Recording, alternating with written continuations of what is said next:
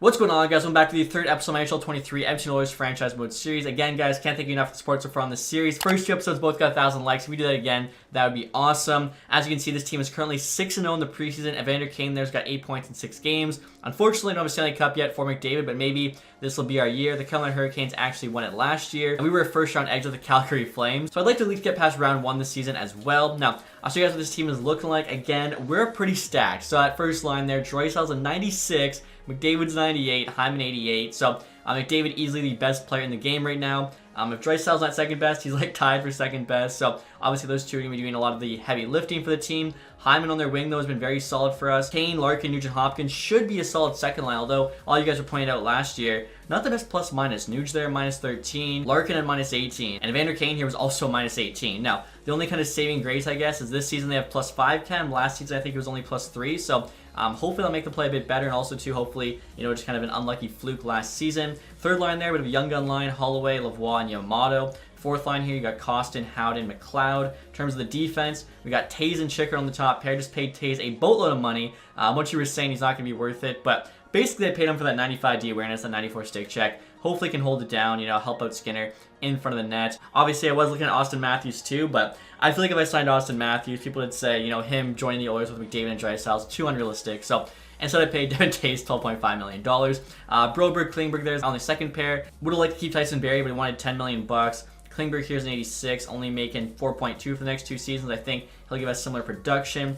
Dursey, Kulak, bottom pair. Dursey, we got really lucky. LA just couldn't afford. I think he'll be a solid, bottom D pair guy, as well as helping on the PK. Goaltending, of course, Skinner still starting. Anderson backing up, 43 years old. Just kind of have him backing up for fun, but if we can get him a Stanley Cup, it'd be awesome. Now for the power play, a bunch of you were saying, I got to double shift McDavid, and I thought that was kind of, cheesing the game, but I actually saw a comment that pointed out how McDavid averages 1 minute 40 seconds of an Oilers 2-minute power play. So in real life, he's almost playing the entire power play anyways, so I said, screw it, we're going to have him on both units. Only McDavid, though, because obviously he's kind of the exception to the case. The guy's on pace for 150 points this year. You guys can see he's also on 4-man 1, but not 4-man 2. So just double shifting the regular power play. Hopefully, everyone's all right with that. PK 1, you can see plus 5. Larkin and Nuge, Holloway, McLeod there. Like McDavid, Draisaitl on the third one, just because why not? So, overall, I feel this team, like I said, definitely good enough to win a Stanley Cup. Special teams are looking good. Chemistry boosted good. In terms of the AHL team, we got Semino, Reedy, Benson on the first line. Tulio, Kirk, Nylander. Schaefer there, playing with Millette and Chason. Then we got Noel, Protis, and Lisa on the fourth line, which is just crazy how big that fourth line is. Defensively there, Malainen, Laxton, Sandin Palika, we traded our first round pick for. We really have no good defensive prospects. 1974 high top 4. Have some high hopes for him. And he's playing with Elzado there on the second pair. We got Kesserlane, Korschak, bottom pair. Goaltending wise in the AHL, Hunter Jones starting, and Vinny there is actually backing him up, mediumly potential. Essentially traded Darnell Nurse for him, so hopefully ends up being a good goalie. I feel like, could end up being traded if Skinner's like a beast for us, but if not, Vinny could take over. Now, before we do start with the sim here, guys, I will show you the ratings for this team. Should mention, too, with the trade of Darnell Nurse, Ryan Nugent-Hopkins now right in the second A, and as you guys can see here, we got 96 offense, 95 defense, 84 goaltending. So hopefully this team is good enough to win a Stanley Cup. Let's find out. All right, guys, so this isn't good. So through December, we've actually lost 7 straight games. We did pick up, 3 overtime losses there for a few points, but this team right now has a negative record about almost at the end of December. I just don't understand it. You can see there McDavid's popping off, 47 points, 34 games. I mean, we know he's going to get his points. The only possible reason for this has to be the head coach. I forgot to point it out, but last year we fired our old head coach. He was actually like A- overall, I think. We had a defensive teaching specialty, so I wanted to go with someone who's offensive or generalist. As you guys can see, I actually promoted the old associate coach, who's only a B- because I did not pay enough to one of the free agent head coaches. So, I mean, this guy's got A- coach influence, B- teaching. I don't know. Let's see. A power play minus penalty kill. That's not too bad for that guy. I mean, Eric Stahl here. A penalty kill. Power play could be better. Maybe we fire one of these guys to bring someone in because unfortunately there's just no other good head coaches available right now. I guess, I should have, paid that A guy a lot more money. Again, it's really dumb how much head coaches affect the sim, but it is quite substantial. So I hate to do this to him, guys, but I'm going to fire Eric Stahl here just because he's got the C coach rating. And I'm actually going to try and bring in an associate coach as an assistant coach.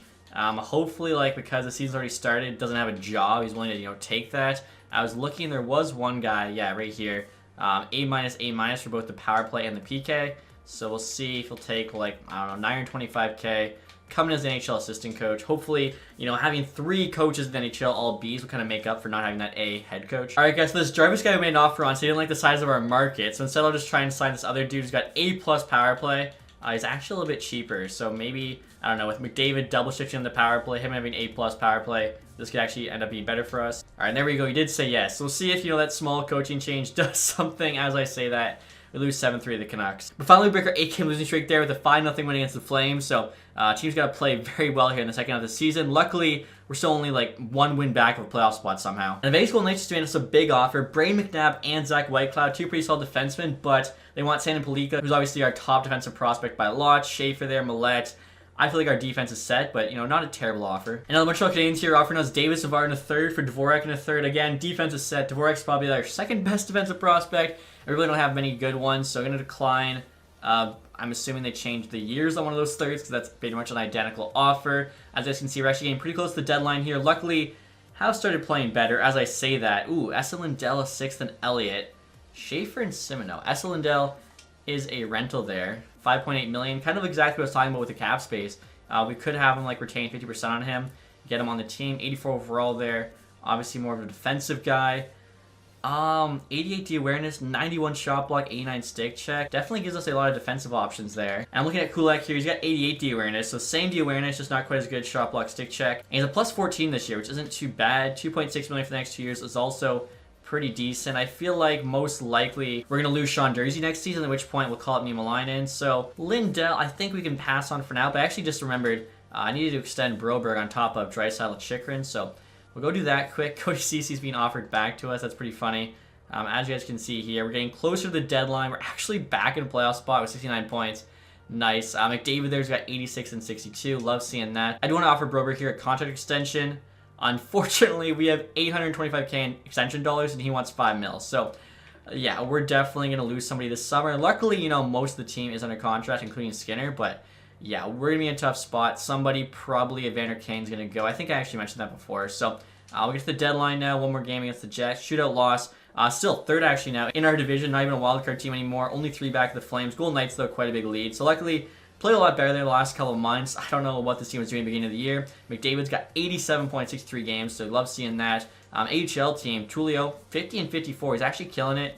And let's see, the AHL team, second in their division. I had high hopes for them this year. I thought they looked a lot better, so that's awesome to see. But I'll get to the deadline now, guys. Again, I got about $3 million in cap room. We'll be a buyer here for sure. Could go after a guy like Lindell. Not exactly sure. Erik Karlsson. I mean, get like the best offensive defenseman in the league. That'd be kind of nuts as well. Adam Pelech there, 5 years left, 5.75.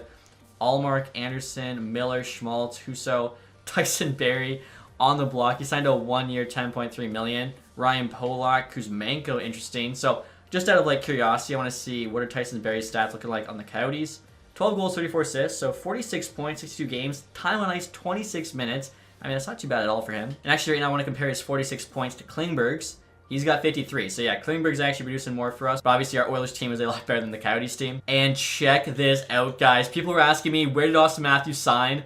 And are you kidding me? He actually goes and signs with his hometown Arizona Coyotes. So, Austin Matthews is now the face of that franchise. And with him, they got Logan Cooley, Dylan Guenther, Cole Iserman, Will Smith, Clayton Keller. This team's absolutely stacked with talent. Like, that's unreal. Like, look at all the young players they have to build around Matthews. Obviously, they signed Barrie that 1 year. Schmaltz still there. Connor Geekie as well. Soderstrom. Max Domi returns to Arizona. Hayden and Krause are still there. Goaltending, they got Vejmelka. They do use an 84. So, wow. Arizona might be a force the next couple of years. All right, guys. And now next year, I'm trying to get Patrick Kane from Chicago Blackhawks. He's making $7 million and then retaining 50%. Obviously, still a very good player. 85 overall. He's got 56 points on the year at 36 years old, so he's still killing it. You guys can see there, his hands are still nuts. So offering them Thomas here, one of the 2 medium league goalies we drafted last year. Obviously, not as good as Vinny, only 50 overall there at 18. Does have medium league potential, plus a 3rd round pick in 2026. The value's pretty equal. Kane's on the block. Trades accepted, all right. So kind of funny, we got Taves last season, Patty Kane this season. Really don't want to give up much more than that because obviously this team had a bit of a slow start, but adding Patrick Kane to it without giving up any of our NHL players, like, I'm thinking probably put him on the first line with McDavid and Draisaitl. Like, why not? That could just be the best line in hockey. All right, guys, so the trade deadline's now over. Made the last trade there, getting Patrick Kane. Look at the blockbuster right there. Nick Schmaltz, the LA Kings, in exchange for Drew Doughty and a 4th. That is massive. So Arizona wanted defense. Doughty, of course, has a big contract. They got Schmaltz, but we saw they have a ton of really good younger players. I think they were all forwards too. So I don't mind that trade with the Coyotes. Kings, of course, shed some salary cap. Kuzmenko to the Senators or Tyler Boucher, McLennan, and Teratukin. Okay. Noah Ostlund there, the Blue Jackets. Joe Pavelski to the Kraken. All right. David Perron to the Wild. Lindell goes to the Blues. Christian Dvorak there, also to the Blues. Scott Mayfield to the Wild. Freddie Anderson to the Islanders. Carson Lambos to the Preds. Ryan Pollock to the LA Kings. That was in the Anderson deal. Max Domi, that's so funny. He returned to Arizona, now he's returning to Chicago. Okay, so LA got Freddie Anderson from Carolina for Hayden Fleury and Alex Iafallo. They also got Suzuki in a third. I mean, Iafallo or Fleury must have gone up in rating because that's super lopsided in the Kings' favor. And then they go and flip him with a third for Ryan Pollock. And then, of course, that allowed them to trade away Drew Doughty. So LA Kings GM there, making some moves. I believe that's Rob Blake, right? Second round pick there, the Sharks with Dylan DeMello, not too bad for the Wild. They also get Nico Sturm and Bukestad. And look at this guy's Labushkin here is on waivers. 1 year left, 1.15. And he's got 90 D awareness, only 70 offensive awareness, but still, he's a solid defensive defenseman. Let's see, plus 10. I mean, yeah, our AHL D is pretty crap, so I'll claim him just to help them out. All right, guys, please look at the team after adding Patrick Kane. Obviously, we're already stacked now, even more so. The first line is staying the same because they've been doing well. Patty Kane, that was on the second line here with Larkin and Nuge. Still get a plus 5. Evander Kane's down on the third line with Holloway and Amato. Only downside is Holloway. Center's the second position, so face-off there only 65, but hopefully, does decent enough. We got Lavoie, McLeod, Costa now on the fourth line, and because of that, scratch is Brett Howden, but he'll be all right. Power play 1, I mean, this is just ridiculous. Hyman out front, Draisaitl, Kane, McDavid, Klingberg. Like, you kidding me? Even the second unit there, of course, McDavid double shifting. We got Kane in front of the net, Larkin, Nuge, Taves. Forgot to show you guys two before, but I've got McDavid as the finisher on the second power play, and then the first power play happens the distributor, just to kind of like mix it up. I'm not really sure which one's better for him, though. So that way, kind of have all of our bases covered. But Kane, of course, playing, regular power play, 4-man power play, as well too in the AHL. No changes except for Labushkin added to the second pair after picking him up. He's actually playing with Stan Plika, so I think that'll be a solid duo. Offensive defenseman with a defensive defenseman. Hopefully, you can kind of cover for him when he pinches, whatever else. So we'll see how they do now. Last month and a half. Feel like Patty Kane should help us out. All right, guys. We're at the season now with a record of 42, 29, 11. Last game of the year, we lost the Blackhawks 6-4 after taking Patrick Kane from them, which is pretty funny. They finished second last there in the Central, while we get second there in the Pacific. Only ended up being 4 points behind the Golden Knights. So after the deadline, we played, very solid as well. Really, it was just like those first few months we didn't look good. So maybe firing Eric Staal as assistant coach helped us out quite a bit. McDavid, 114-82, so love to see him popping off like that. AHL-wise, Tulio, 66. Can't complain. It's AHL team in the playoffs now. They are actually, wow, second there in the division, only 3 back the Firebirds. So I will take that for sure. Take a look here and see how everyone else did on this team. Hopefully Draisaitl's up there. Yeah, 113, 1 point behind McDavid, but he's got 53 goals there compared to McDavid's 41. Kane had 73 points. Let's see how he did on our team.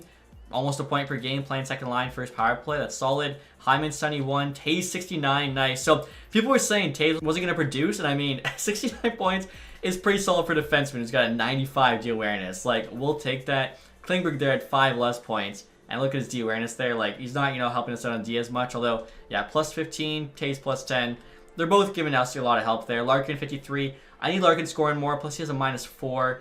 Nuge there 51 with a 0. Kane 42 is a plus of 1. So that second line was better this season. Dale Model -11. I think he might have been the worst plus-minus player on the team. Chychrun 34 points. Actually a bit of a better season for him.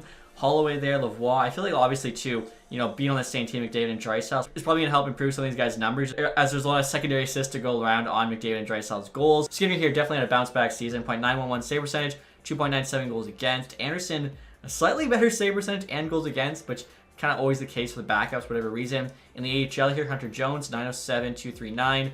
Vinny's numbers not quite as good, but he's only 19, he's only 70. That's gonna be okay. Reedy there had 60 points. Benson, 70-54, Kirk, 52, Laxton, 50. He's a 2A defenseman. Okay, I mean, that's actually not bad at all. Nylander, Protas, both pushing 50. Protas was on the 4th line, but he was first power play with Total Eclipse, so he probably just chipped in some goals or whatever. So, Santa Plika there, 31. That's not too bad. Schaefer only had 24, hoping for a bit more from him, but yeah, overall, not too bad for the team. And check this out, guys. Look at the entire league here. David Draisaitl again, 1 and 2. Fox, number 3 at 107 points, only 10 goals, 97 assists. The dude had almost 100 assists.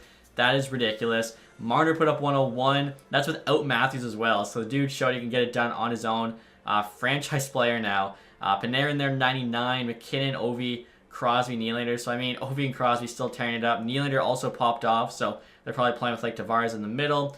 Goal-wise, Ovi, 61, beats out Draisaitl, actually tied with Panarin. I mean, defensive scoring, we already know. Adam Fox there, 107. Like, yeah, that's crazy. Hughes, Theodore, Makar, Carlson. I mean, most of these names, like, yeah, actually all make sense, honestly. In terms of goaltender stats here, Shesterkin, most wins, save percentage here for a starter. Gustafsson, 925, is up to an 86 now at 26 years old. And then best goals against here, probably, yeah, it is Gustafsson. So I'm thinking he'll be taking home the Vezina Trophy. In terms of rookie skaters here, Connor Bedard actually makes his rookie appearance this season. 72 points, 82 games. He's at 90 overall already in his rookie season at 19 years old. Maybe that's the way to go. That's a cheat code. Although he did get drafted 85 2 years ago now. Brisson there just made the NHL at 23. What's he rated? 82. Turcotte as well, 24, just breaking in. Stankoven, interesting. Michkov, 46. He was held out last season by the Canadiens, 83.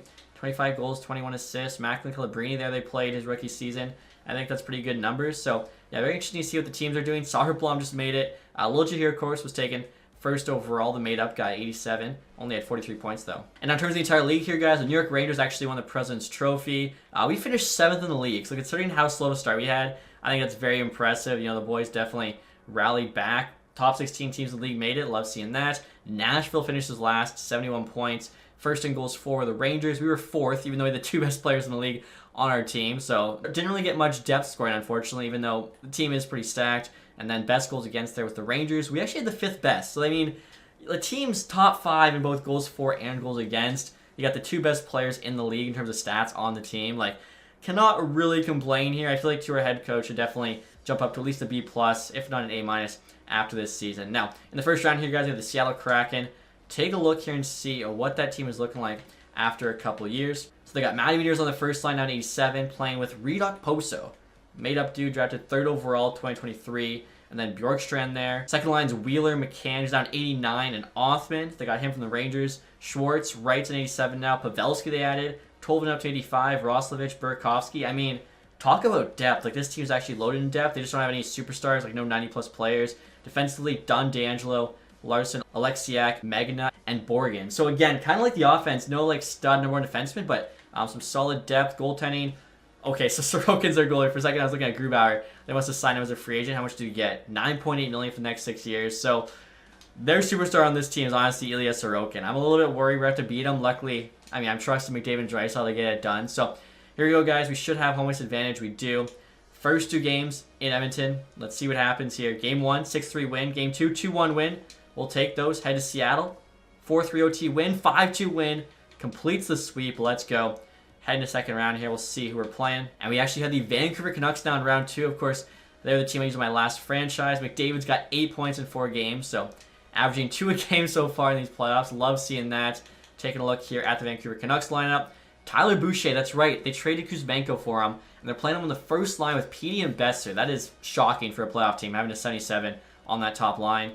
Put Colson, Miller, Garland on the second. Krasov, Ratsu, Trenin. With Hoglander, Korczak, Lind on the 4th line. I feel like Hoglander should definitely be over Trenin. 3rd line left wing. Defensively here, Rathbone, Cece's top pair. Then have Faber, Hughes second. Ekman, Larson, Gustafsson bottom pair. So really interesting putting Hughes on the second pair, getting him less ice time as a 91 overall. Absolute beast. 97 passing there. Goaltending, Demko starting, of course, 88 overall. So, I mean, this team, they got Demko in net still. They got Hughes on D, PD on offense. But, you know, I think our roster on paper is better. But we'll see what happens here, guys. Again, we actually have the home ice advantage. Here we go. First 2 games, 2-1 win, 4-2 loss. All right. Head to Vancouver now. Series is tied. And we take a 3-1 lead. 4-3 OT win, but followed up by an 8-1 win. That is a big-time win. Head home to Edmonton here for Game 5, where we unfortunately lose an OT. It was a close one. And we lose again Game 6. Canucks claw back, going to Game 7. Do or die. We got to get to the conference final. Come on. 3-2 lead for the Canucks. Besser, Krasov, Hoglander, Broberg, Kane for us. 4-2 now, Garland. Are you kidding me? Connor McDavid immediately scores 3rd period. He's not going out like that. We need a hero here. We need one more. Besser with a power play goal. Luckily, 15 minutes to go in the game. Another power play for the Canucks. Halfway through the 3rd, another power play. What are we doing here? Hughes there with a power play goal. just undisciplined in a must-win game late in the third period.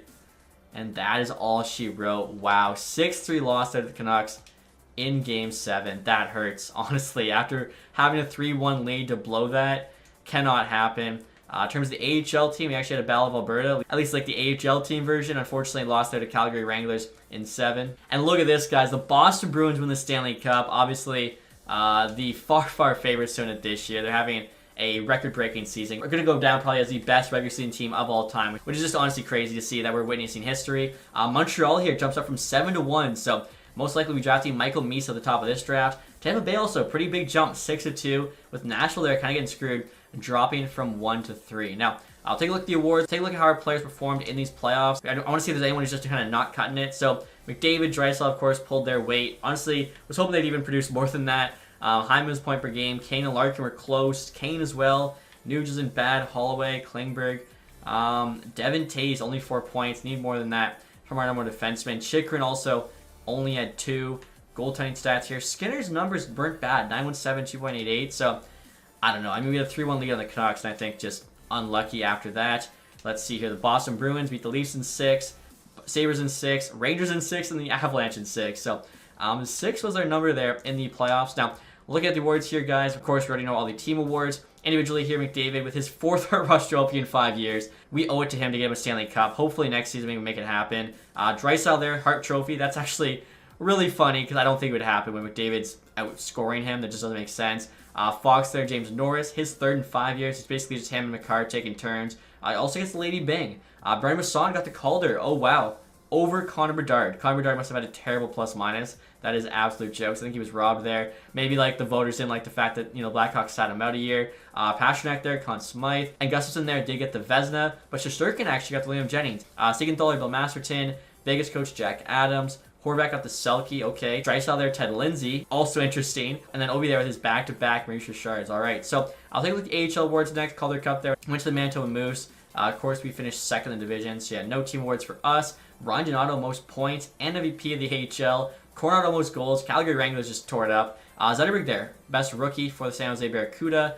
Carrick, best defenseman. Kakinen, best goalie. Brad Lambert there, MVP of the playoffs, very cool. Pinelli, sportsmanship. Van de Sample, community involvement, and then Kakinen there also had lowest goals again. So obviously, some names we know. It's always good to see. So next year, guys, we'll get to the draft. First, we'll have a look at our retired players. I think Craig Anderson could finally be calling it quits for us. I'll have to take a look here. Mark Giordano at 41 retires from the Leafs. Hornqvist there, Lucic both on Winnipeg. Simmons there, Brian Little's already on LTIR. Cogliano, Petrie, Eller, Bodker, Jack Johnson, Jake Muzzin, who also I put on LTIR. Clutterbuck, Helm, Gardner, interesting. I think Gardner was on LTIR as well. Del Zotto actually retired while on our AHL team. We'll take a look at goalies here. Corey Schneider, no way. Craig Anderson's going to be playing at 44. I mean, we have to keep him. I mean, clearly, like, the dude is holding out for a cup. He's willing to play till he's 45, which is honestly unreal because I think the game essentially flips a coin once they turn 35, and maybe, like, the better they're doing, the less chance they have of retiring, but I'm honestly not too sure how the retirement works. So the fact Anderson is pushing a 44-year-old season is just crazy. But next year, guys, we'll get to the draft. Have some decisions to make here. Wow, Tampa Bay is number 2 picks on the block. Devils number 4 pick. What are these teams doing in the top 10? So taking a look here at the draft class. And you got a made-up guy, medium franchise going number 1, Joe Manlow. He's actually for the Spitfires. It's very cool for me to see. Spitfires, of course, are my favorite OHL team. I've actually got season tickets with Thrash. Which means second, of course, is Michael Misa. I mean, it's kind of funny. Like, I've got the draft class quality and prospect quality both set to low. And we've had back-to-back made-up medium franchise players. Like, that is unreal. Then I have this Chad Jams guy, Philip Clancy, James Hagens, Jordan Gavin, Adam Minak there. Will Sharp, Stefan Durit. Okay, so, I mean, we could get into this top 10 because we actually do have to trade away contract. I'm looking at Evander Kane, potentially even Patty Kane too. I'm not exactly sure if I want to do that. And now looking at gems here, guys, we got a guaranteed minimum top 6 who's going to go like early 2nd round. Low elite there, 106. The rest of these gems, unfortunately, all like to be top 10 picks. All right, guys, now next year I'm trying to make a blockbuster trade with the Tampa Bay Lightning, offering up Dylan Larkin and Volkov here, who's a low elite potential defenseman, for the 2nd overall pick. We got JVR and Balsers coming back just so the salary cap works out. Obviously, Tampa Bay is trying to contend right now. Larkin, of course, is my favorite player in the NHL, along with Connor McDavid, but just hasn't really been working on the Oilers. You can see he only had 43 points this year, was a -4 with 50 penalty minutes. So honestly, is quite a bit for a guy with like 85 discipline, only 84 aggressiveness. Plus, we're paying him $11 million, and I really do think Zach Benson coming in, or even just Michael Misa, we go with this pick, could take over Larkin's spot. So we'll see what Tampa Bay here says to this offer. Obviously, it's quite a bit to give up, but I think it's worth it. Trades accepted. Okay, so we are on the block now. Definitely want to take a timeout here. Picking second overall, did not expect that here. And especially too, like Montreal there, getting that medium franchise A2 overall. Yeah, this guy's a beast. I feel like the majority of computer-generated players are snipers with insane shots. Like 90 plus out of the draft is ridiculous. But we're going to take Michael Misa here. We're not going to overthink it. Highly potential. Come on.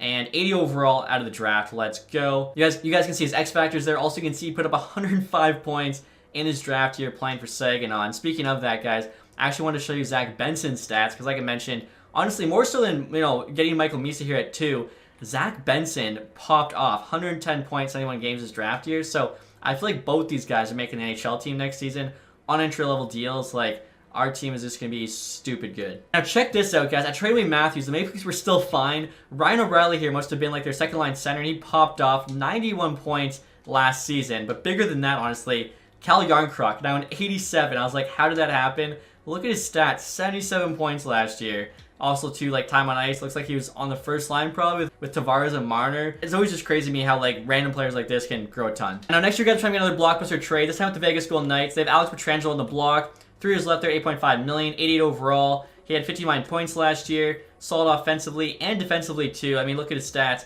Like, just a really good all-around player. I need a 4th-round pick on their side. And like I said, offering up Evander Kane just because we don't really need him now with both Misa and Benson making the NHL team next year. And also to Reed Schaefer here. Solid prospect, but Pietrangelo is really good. The value's on their side. Had to give, another piece with Kane. It's also really funny, Evander Kane being traded to Vegas. I feel a little bit bad. We'll see what they say. Trades rejected. Okay, so we'll probably have to add another small piece. See if Erzberg gets it done. 2061, low top 6. Trade still rejected. And they said the value's a bit off. So I think at this point, I don't know, maybe a 6th rounder, 2026.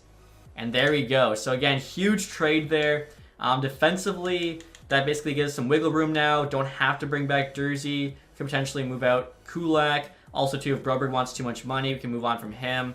As you guys can see, we got 7 NHL defensemen there. Only have to keep 6 of them. So whatever works out salary-wise, essentially. Also, too, a check can only be signed for 1 more year. He ends up asking for like $10 million after this season. It's really good to have Pietrangelo in case we lose Chikrin for nothing. And so just into our next pick, guys, just at the end of the 3rd round. I'll show you the rest of the 1st round went. After Misa there, you got this Jams dude. Clancy, Hagens, Jordan Gavin, Benak, Sharp, Durrett. So I think just the top 8 medium elite, or actually no, pick a Ryan in there. 80 overall medium elite, 10th overall. That's really good. King there, 11th, 81 medium elite. He's another made-up guy. You can kind of tell, basically, based on their rating, who the real players are and who the fake players are. It's so dumb to me how the fake players are better prospects. Like, it should be the other way around for sure. But next year, we'll try and take, the best player available at this spot. Now, there's really no one I need at this pick, guys. So I'm going to see if the Rangers will give us 2 4ths here for a 3rd and a 5th. This just works out better. And they do say yes. Okay, so we drop back a bit, but obviously we then go up. And this is perfect. So that low elite gem is actually available here with the Rangers pick. Jan Pavelkovsky, really wanted him. And 48 overall low elite. This guy's a gem. Like, 48 overall is so low. I mean, in the 4th round, it is a solid pick, but still, I don't know. I feel like we could have done better. Now, our last pick here, guys, actually in the 4th round. We don't have any late picks because trade them all away. We got a goalie here, could be medium elite, as well as another goalie. The goalie/goalie thing always throws me off. So, let's see. NHL ETA is 5 years for both. Really nothing there that's going to help us. Let's just probably take a player because we already have, I think, our goalie set. Now, Markstrom here. NHL ETA is guaranteed 4 years, which is a lot better than 5. And it's a medium bottom 6. He is 59 overall, though. His rating's decent. Definitely kind of missed on him, but that's all right. Overall, I would say it was a pretty successful draft. We walk away with Michael Misa at 2 after trading away Larkin, and then we trade Evander Kane there, plus extras for Alex Pietrangelo. I think, our team's in a very, very good spot. Should be able to keep Patrick Kane as well, which is why I didn't trade away his signing rights. All right, guys, we're at the re-sign phase here. Luckily, we already extended Drysdale $11.5 million, which is obviously an absolute steal for a 96 overall player. Like, he should be making $15 million or something. McDavid should be making 20. I did just notice McDavid needs a contract extension after this season. I'm worried to see what that's going to cost us. Patty Kane, though, like I said, I'd like to bring back. Definitely only on a 1 year. 5.65. I mean, we've got almost $13 million in cap space there. I think we can actually pull this off. So I'll offer him what he's asking, see what he says. JVR, we were just bringing back the salary cap space, so I need to keep him. Michael Misa, I do plan on having actually as our third line center, so I'm going to make him a contract offer. Tyler Benson's kind of been stuck in this organization, not making the NHL, so I'll give him a chance somewhere else. Tulio there, definitely want to keep on the cheap. 775K for 3 years. That's actually awesome. Now, Brett Howden here is down to a 79. He could still be a decent fourth liner, potentially. Not at 1.3 million, though. Never mind. I'm going to release him at that price. Now, Alexander, guys, is 27, no longer growing. Just going to let him go. We want to have a young player take that spot on the AHL team. Seminole will definitely extend, probably just, 3 years, 800K, similar to Tulio. Benson needs a contract. I actually have him, penciled onto the NHL team. I think could be on the third line with Misa, and then probably Yamamoto. But this isn't good, guys. I just noticed Ryan McLeod's actually dropped in rating to a 79. Costin's dropped to a 78, which doesn't make a lot of sense. Like, they're bottom 6 players playing in the bottom 6. Obviously, not going to have a lot of production, but they shouldn't drop in rating when they're kind of, playing what their role is. And I'll look at the defense here, guys. Top 4's under contract. I just noticed on top of Chychrun, Claimer needs an extension next year as well, on top of the McDavid one. So this is our year. We got to go and get it. I'm definitely going to qualify both these guys, so at least, get some picks back. Broberg wants $5 million. Dursey wants almost $5 million. Dursey's 2 years older, 1 overall less, so definitely Broberg's the guy we're going to keep. And I'll see if Broberg says yes to a 4.4 for 6 years. I think that's fair. And honestly, next season, if Chychrun we just trade away like for signing rights, extend Klingberg because he is so good offensively, should have enough money still to sign McDavid, although Skinner also needs a new contract as the starting goalie, so yeah, next summer will be interesting. Craig Anderson wants basically nothing, so that's awesome. And then Jones and Vinny in the AHL already have their contracts. And there we go, guys. Craig Anderson said yes to that cheap contract, so again, we have our backup filled. Patty Kane as well. I wasn't sure if he'd say yes, but he did. Broberg, though, wants more money. Simoneau said yes. I think the rest is just AHL deals. Misa's joining the team. Same with Benson there. All right, guys, so I'm going to try upping my offer by 100K to Broberg here, 4.5 for 6. Also, too, I forgot about Lyubushkin here we picked up off waivers. He's honestly not bad. Like, again, 90 D awareness, 85 shot block, stick check, solid physical. He could be like a 6th guy if we kind of get into like a tough spot. So I'm going to see if he'll take 2 years at like, I don't know, $1,050,000 with, I think we can like bury that full thing. Because if so, again, it's kind of a good insurance option. And there we go. Lyubushkin said yes to that 2-year deal. Broberg, though, still wants extra money. So I'll just keep giving him an extra 100K till he says yes. And there we go. Broberg accepted 4.75 for 6. So we still have 4.4 million in cap space, which means could potentially bring Dursey back on a 1 year. We'd have like no cap space left after that, but like it's fine. Our team would be set at that point. I guess might as well wait though. See what free agents are out there. Maybe we could get a better defenseman to be on the bottom D pair. Although if we do that, we don't even need Kulak at that point. Like our defense would be too good, and obviously in terms of the forwards, like we are absolutely set. As we're heading to free agency now, guys, seeing what's available. Mitch Marner, I was just pumping his tires, and he's leaving the Leafs. Wow, the year after Matthews does. Salary expected there, $15 million. Trade away Larkin. Do not have the money still to sign him, though, because brought in Pietrangelo. That's kind of insane. Like, could have had Marner potentially. Buchnevich there, Ehlers, Pacioretty, Giroux, Brock Nelson, Verhaeghe. I mean, Tyson Berry's on the market, 85 overall. But again, we got Klingberg, and he's still asking for more than we are paying Klingberg. Goaltending-wise, Gustafsson now a 90. Oh, my goodness. So, yeah, he had a huge year and grew a ton in rating. Now he wants to get paid, asking for $10.3 million. He's higher rated than Allmark there. He's only an 89. That is nuts. Lukin there as well, 86. Is he a UFA? No, he's still an RFA. Check out two-way goalies quick just in case there's some good ones. I mean, Dawes 2480, Zaranko 2480. Like, they're both pretty good. Tough to not sign one, but obviously got Jones, got Vinny. Ah, man, these guys are pretty solid. And look at Dawes' stats in particular. .919 save percentage last year, 2.31 in goals against. I mean, Vinny could just be the third string. He'll probably still grow the same. Let's try like a 3-year deal on Dawes. 950K, see what he says. And also looking at two-way defensemen here, guys. Jared McIsaac's only a 77, still at 25 years old. So he might get to an 80. But that's like a big might. So I'll offer him 850K. You know, hopefully can kind of revitalize his career a bit on our AHL team. But not looking great for him. Forwards, Tyson Forster, there's an RFA. Samuel Poulin, 2480. Medium top 6, power forward. Rolls 4th line forward. I mean, he could potentially be on our 4th line. Physical there is 4-star. What is Pittsburgh doing? Why would you not keep this guy? 3 years, $1 million. I'm down for that. I'll give him that offer. I'll make it a one-way too. Hopefully, like, that doesn't mess it up. I'm going to offer him 1.1. We'll see what he says. Ryan Suzuki there even, 2478. Often is a bust in this game for whatever reason. But still, we'll try and get him signed. Hollander here is only 75 at 25, so with 2 years left to grow, I don't see him becoming an AHL player. Really no point to sign him. Now, Irmov here, 2480, low top 6. What the heck? So Maple Leafs, of course, traded him to the St. Louis Blues in the Ryan O'Reilly deal. He's actually got an insane shot for a playmaker. Like, his passing's only 83, but his shot's nuts. 2480 UFA. I mean, yeah, worst case, he's an AHL All-Star, so I'll try and get him signed here as well. Also, guys, I'm looking at Dorofayev here, 2479, medium top 9. I've seen him grow quite a bit before because he's got a good shot on him, plus 90 deking hand-eye. I'm not sure why, like, teams don't keep players like this. Like, he's on the verge of making the NHL. It just doesn't make sense. You can see there's, like, a good amount, you know, in the mid to high 70s. It just has to do with, like, the AI logic. You can't help them from themselves. Like, they're just always going to make dumb decisions like this. And look at the defenseman available here, guys. I feel like it just makes the most sense to either keep Dursey or trade him and keep Kulak, because for this similar price, or like what we can afford, could get Kevin Shattenkirk, but he's 36 years old, so probably going to drop in rating. David Savard, 34, has amazing shot block, 95, but I don't know, he's 34, he's also probably going to drop. He's the only one I'm kind of considering.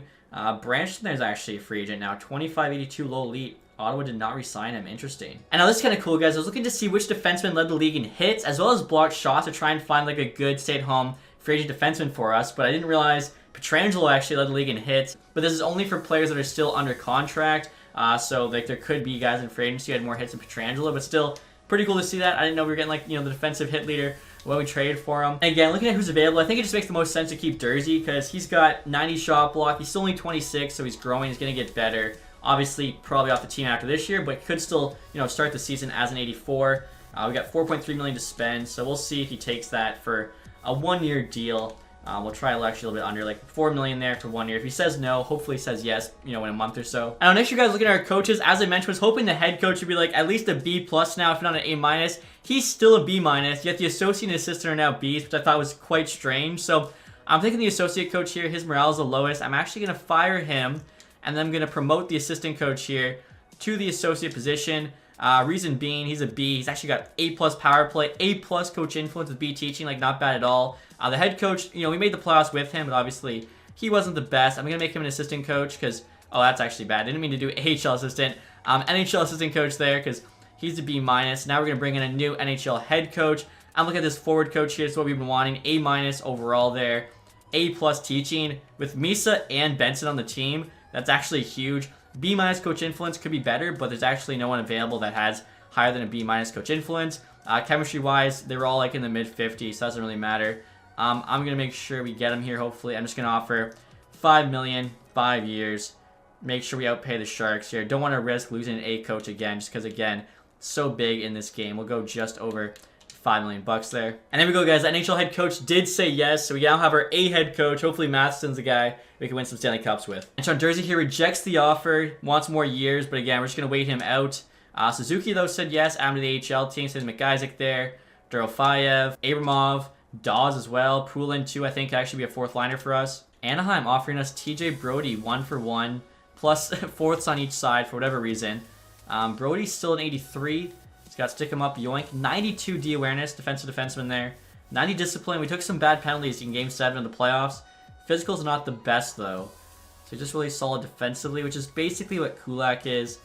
Honestly, I think at this point, like I was thinking about it, because we brought in Pietrangelo, we can probably just trade Dursey for picks, because we don't really have many at all. Or actually, sorry guys, rather than trading Dursey for picks, we're going to trade Kulak for picks, and then use his money to sign Dursey, because 5 years younger, 2 overall higher. I might as well just move on from Kulak, who's obviously been solid for us. Boston wants him. I definitely want him out of our conference. Carolina there wants him. Carolina's a good team. We'll do him a solid here. And they got Himo Salmi on the block. 22-73, low top 4 potential defenseman. Offensive defenseman there with pretty good shot, really good hands. I mean, he could end up being a player. Let's see, value-wise, I think they would actually maybe give us a late pick with him. All right, guys, so instead of add a 5th to Kulak here and a 6th and a 7th to their side, just because we don't really have a lot of picks. We need to get, you know, more picks in this draft. They say yes. Okay, so there you go. As you can see, we now have a 1, 4, 6, and 7 in 2026. Again, just straight away, so many picks, obviously, trying to keep making runs at the Cup, and unfortunately, have not made it past the conference final yet, which really, really sucks. Again, feel bad for McDavid, but I'm doing everything I can to get him that elusive Stanley Cup. Now, Dursey's willing to take 3.6 on a 1 year at this point. 2 years, 4.3. I mean, the 2 years there, we can trade him if we need to, you know, if he just doesn't fit under the cap. So I'll do like, we'll try $4 million for 2 years. Again, doesn't necessarily mean we have to keep him for next season, but Doesn't ensure we get a bit more value out of him. Montreal offering us Matt Roy. I mean, we did just make him an offer. 4.5 for 4. That's a bit too long, so I'm just going to wait on Dursey. And he says yes. Okay, so perfect. And as I mentioned, guys, we don't have many picks in the upcoming draft, so I'm trying to trade Reedy here with Laxton and the Buffalo Sabres for a 2nd and a 5th. They want Reedy, the 2nd and the 5th, both on the block. He's 26. This is his last year to grow. 81 overall. Pretty decent shot there. Like, not a terrible player. 91 stick check, 91 strength. But basically, he'd be in the AHL. We have enough players that don't really need him. If we can return a 2nd and a 5th with Laxton, who's also 26 at this point, only a 78, definitely worth moving on from these guys. And Buffalo rejects that. I mean, I feel like the 2nd wasn't enough, but we'll just try it. And there we go. Okay, so again, 2 guys don't really need anymore. As you can see, actually starting to acquire some picks now in this draft. Next year, guys, I'll show you what these 2 teams are looking like. Honestly, just so stacked, but also at the same time, there is some question marks. So, NHL team here, we got Draisaitl, McDavid, Kane on that first line, getting a +5. On the second line here, we have Hyman, Misa, Holloway. So, a brand new second line. Obviously, that second line before with Nuge, Larkin, and Kane wasn't doing the best. They were all like -10 or worse a couple seasons ago. Even last season, they were hovering around 0. So just a brand new line here. Third line, you got Nuge with Zach Benson and Kelly Yamamoto. So obviously, relying heavily here on a couple young stars in Misa and Benson. We'll see how they do. Hopefully, they grow throughout the year. McLeod, Millette, and Poulin here on the 4th line. So a new 4th line as well. Poulin there, solid physical stats. Millette, he hasn't been growing much. He's a 65, but he's got 99 discipline. The dude doesn't take penalties, so that's big. I feel like aside from the offensive defensive awareness, his stats aren't that bad, so I'm going to give him a chance here. Some NHL ice time, see if he grows. And then McLeod's playing with them, 90D awareness. He's like a decent 4th liner. So also, too, like the chemistry here, +1, +2, +3, +5. It looks solid.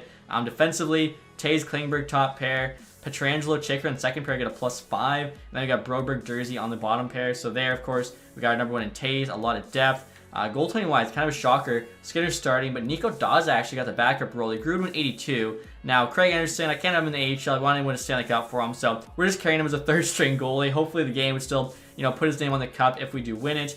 AHL-wise, we got Simoneau, Abramov, Lavoie on the first line. Like, that line looks nasty. Lavoie, obviously, very good offensively. Originally had him as a 3rd-line center instead of Benson, but when I did that, it was getting a -1, so not really worth it. With the +2, Benson's the same rating as Lavoie, especially if he's getting a -1. Benson's actually better than him. Abramov there, obviously, we showed before, awesome shot. Simoneau, great passer, so hopefully that line pops off. Dorofeyev, Kirk, Tulio could also be a stick line. Kirk there, didn't realize, such a good shot. Tulio, good playmaker. Dorofeyev also just kind of really good offensively. 3rd line, Costin now in the AHL is only a 78, but we'll see. Maybe he bounces back to 79, 80, comes up to the 4th line next season. Playing with Suzuki, Chason, and then the 4th line there, of course, just that's the big boy line. Noel, Leeson, Protis. Leeson's actually an 80, so could have been the NHL team, but Poulin there gave us a +1. McLeod, I like for defensive awareness. Millette, I'm giving a shot. So, unfortunately for him, just really no spot right now. Defensively here, Nima Lines on the top pair, Stan and Palika, Labushkin, and Himmel Salmi on the second pair. We just got him, of course, with Kulak, with McIsaac, and Korschak on the bottom pair. So, these 2 guys potentially going to be bust. 24-76, 25-77, both medium top 4. We'll see if they can find their game. Goaltending here, Jones now at 80 starting, and Vinny's up to a 76 already at 19, backing him up. So, like I said, I think both teams are looking pretty stacked. And also, too, like, with Misa and Benson on the NHL team, even Millette for that matter, it's important that the NHL head coach here has A+ teaching, which he does. So, I'm thinking with that in effect, those young players could really, step up for us. And now, before I show you guys ratings for next season, there is one thing we got to do, and that's look at McDavid's extension. Currently making $12.3 million. We have $4 million in cap space, surprisingly. But obviously, we'll just say that till the deadline, and then for next year, we're going to need all of that and then some. What's McDavid asking for? 98 overall, best player in hockey. Are you kidding me? McDavid wants to get a pay drop? What? Asking price just under $12 million. The dude's willing to take a pay cut to stay with the Oilers. Honestly, I'm going to give him a raise, so, like, that's just a joke. The dude, he needs to fire his agent. Not even fair. We could sign him for 12. I'm definitely going to give him at least 13, $500K raise, because, yeah, like, $12 million bucks for McDavid just is not fair. I think he's taking way too big of a hometown discount there. Now, you guys have to wait till next episode to see whether or not he accepts our offer. I'm assuming he's going to, and we're offering him literally an extra $1 million from the goodness of our heart. As you guys can see here, for next season, we have 95 offense, 96 defense, 85 goaltending. So, maybe next year's our year. Like I said, guys, stay tuned to find out. If you enjoyed this one, leave that thumbs up. If you haven't subscribed yet, hit the sub button down below. Thank you guys so much for watching. Have a nice day. Goodbye.